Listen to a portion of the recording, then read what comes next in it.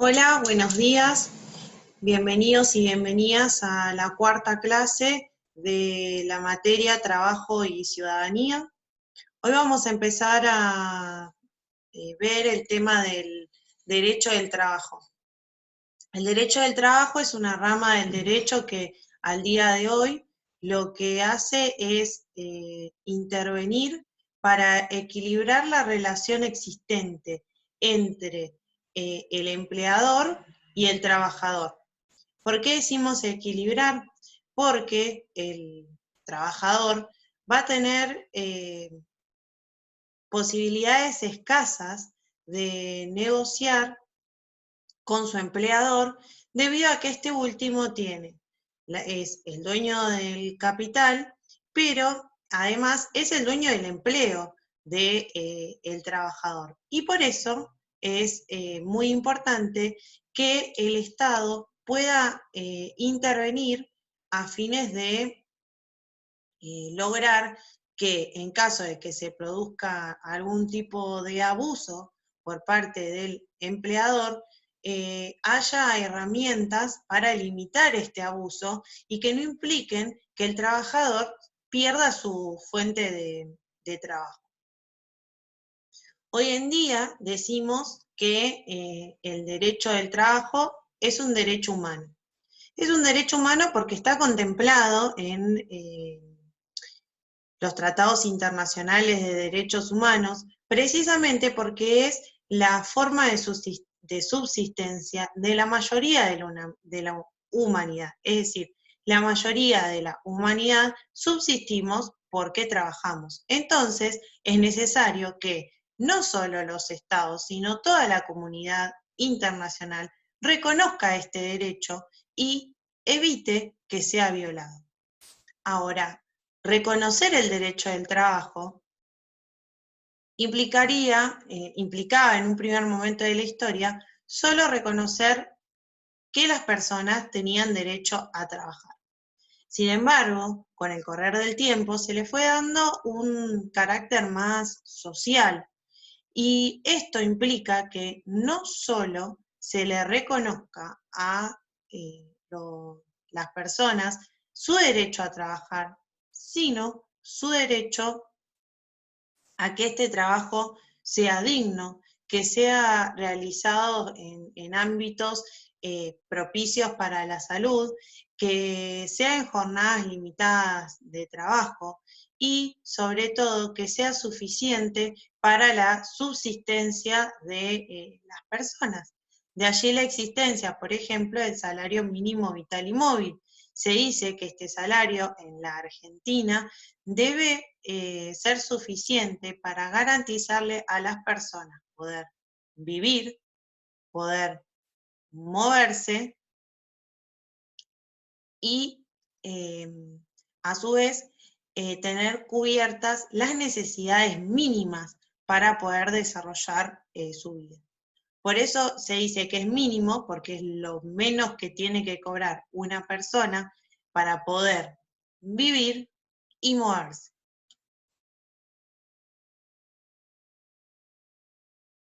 El derecho del trabajo está contemplado en nuestra Constitución Nacional, pero ha hecho un recorrido. En 1853, con la primera Constitución Nacional, se reconoce únicamente el derecho al trabajo, es decir, las personas tenían derecho a trabajar. Esto se debe a que nuestra Constitución está fuertemente influida por las ideas de la Revolución Francesa, en la que lo que era necesario en aquel entonces, en aquel desarrollo de la historia, era solo garantizarle a las personas poder trabajar. Vale decir que la Revolución Francesa es cercana en el tiempo con la Revolución Industrial.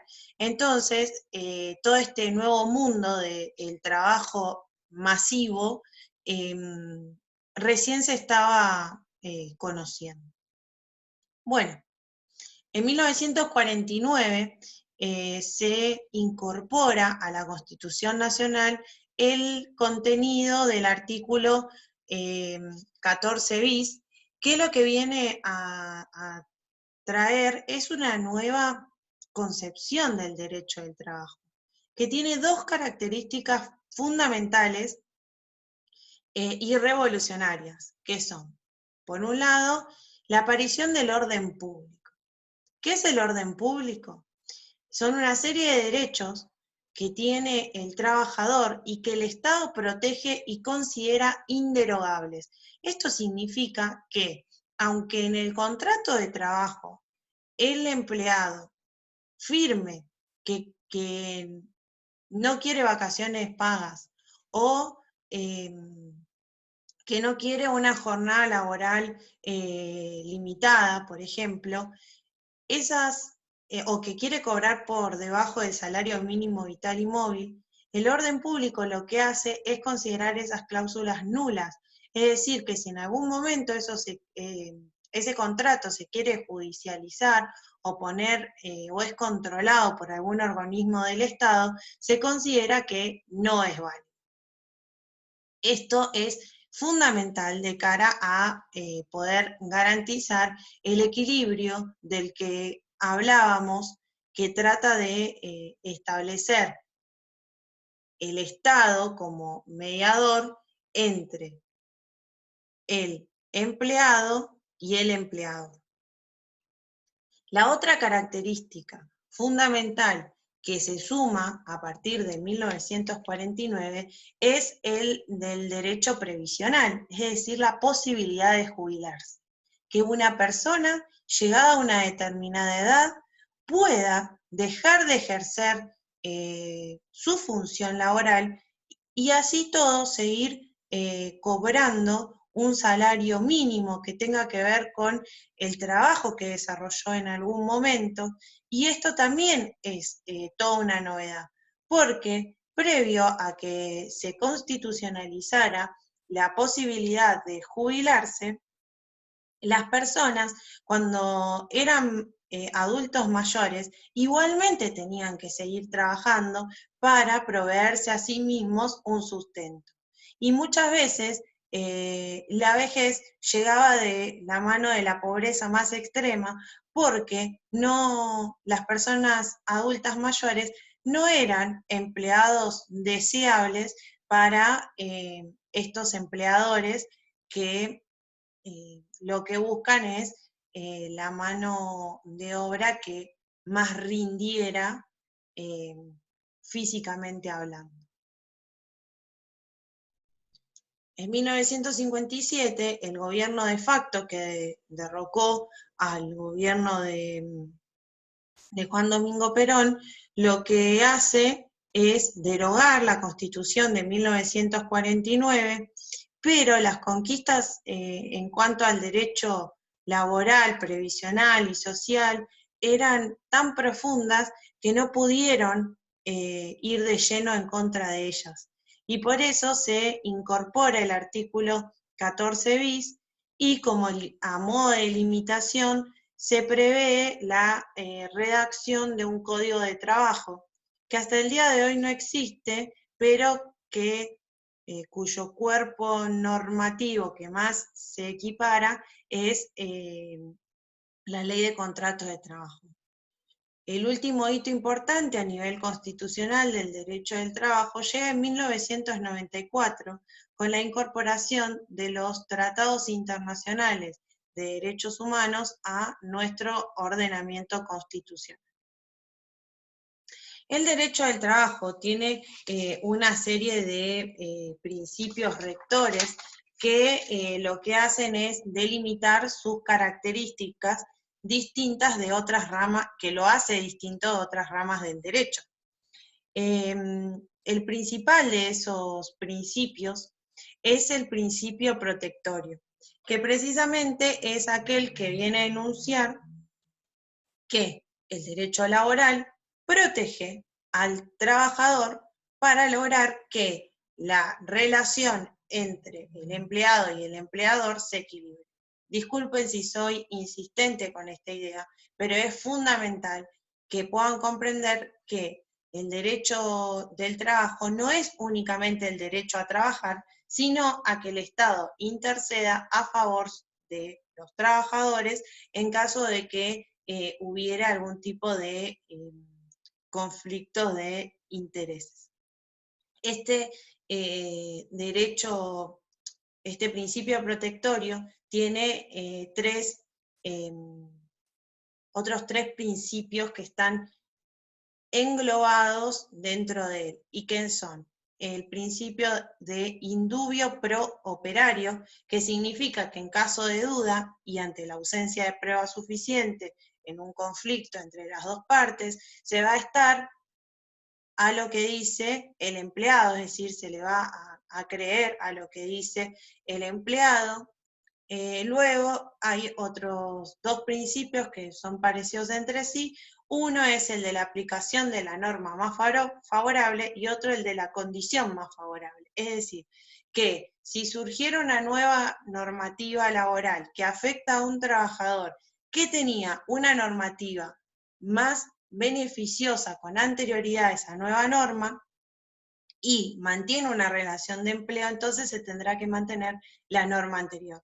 Lo mismo sucede con una condición específica. Tal vez no es necesario que se haya modificado una ley propiamente dicha, pero se puede modificar un convenio colectivo de trabajo o las condiciones laborales. Bueno, los empleados que hayan ingresado con mejores condiciones no pueden retrotraerse en sus derechos.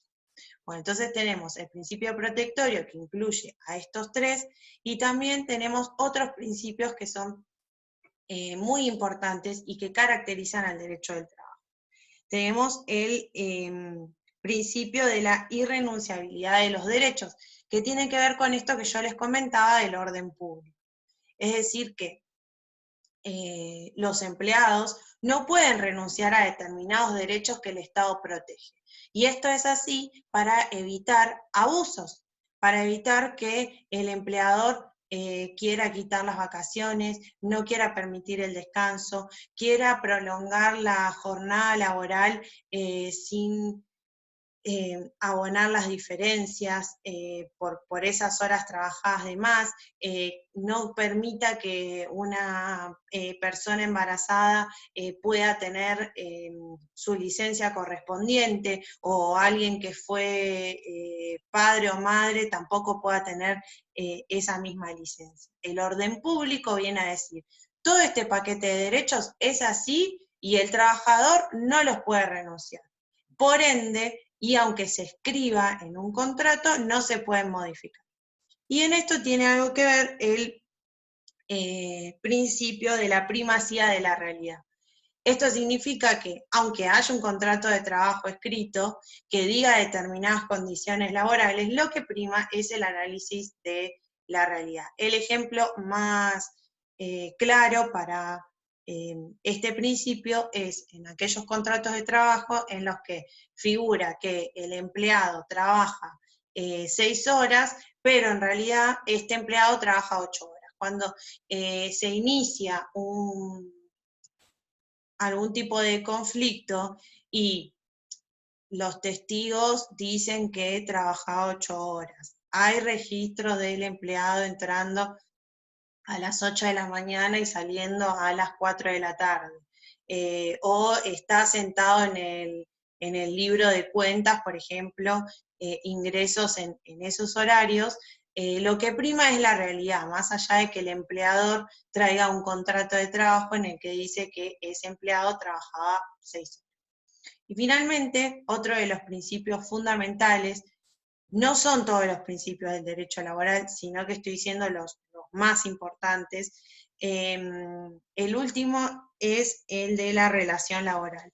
En todos los casos se va a tratar de intervenir para que la relación laboral se mantenga. Es decir, se va a interpretar que el empleado quiere mantener esa relación laboral y el Estado va a hacer todo lo posible porque esa relación laboral continúe.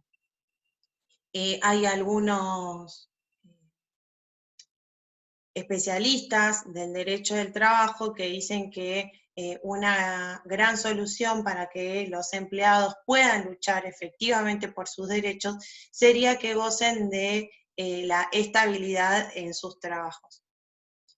Los empleados públicos, por ejemplo, tienen este derecho de permanecer en sus puestos de trabajo salvo un sumario administrativo, es decir, no pueden ser despedidos salvo que hayan cometido una falta muy grande. Bueno, esto no le pasa a los trabajadores que se desempeñan en el ámbito privado, y por eso hay quienes sostienen que este principio del derecho laboral debería reemplazarse por el derecho a tener estabilidad en el empleo. Bueno, hasta acá esta primera aproximación al derecho laboral. Les voy a subir el material bibliográfico que sustenta lo que les estuve contando. Hay algunas cosas que dije que no están expresamente, pero es lo que yo quiero que se lleven de esta clase. Y espero que ustedes y su familia la estén pasando lo mejor posible dentro del contexto en el que nos encontramos. Por cualquier duda que tengan, me pueden mandar un mail o los martes, entre las 8 y las 12, yo estoy pendiente al Classroom para que me hagan cualquier tipo de consulta que tengan. Por fuera de ese horario, si me hacen una consulta, se la voy a responder también, pero tal vez la respuesta no sea tan inmediata. Les mando un abrazo grande, espero que estén bien y que estemos avanzando, aunque sea a otro ritmo, pero lo mejor posible dentro de la materia. Hasta luego.